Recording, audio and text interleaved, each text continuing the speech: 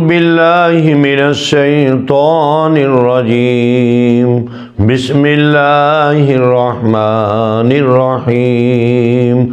لا أقسم بيوم القيامة ولا أقسم بالنفس اللوامة أيحسب الإنسان أن لن نجمع عظاما بلى قادرين على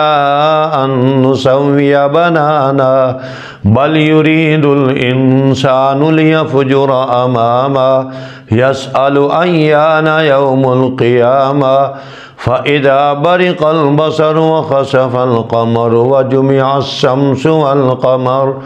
يقول الإنسان يومئذ أين المفر كلا لا وزر إلى ربك يومئذ المستقر ينبأ الإنسان يومئذ بما قدم وأخر بل الإنسان على نفسه بصيرا ولو ألقى معاذيرا لا تحرك به لسانك لتعجل به إن علينا جمعه وقرآنا فإذا قرأناه فاتبع قرآنا ثم إن علينا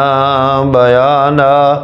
كلا بل تحبون العاجلة وتذرون الآخرة وجوه يومئذ ناظرة إلى ربها ناظرة ووجوه يومئذ باصرة تظن أن يفعل بها فاقرة كلا إذا بلغت التراقي وقيل من أراق وظن أنه الفراق والتفت الساق بالساق إلى ربك يومئذ المساق فلا صدق ولا صلى ولكن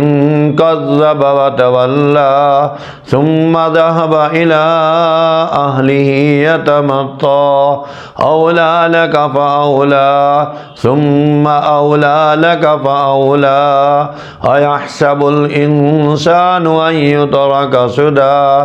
ألم يكن نطفة من مني يمنى ثم كان علقة فخلق فسوى فجعل منه الزوجين الذكر والأنثى أليس ذلك بقادر على أن يحيي الموتى صدق الله العظيم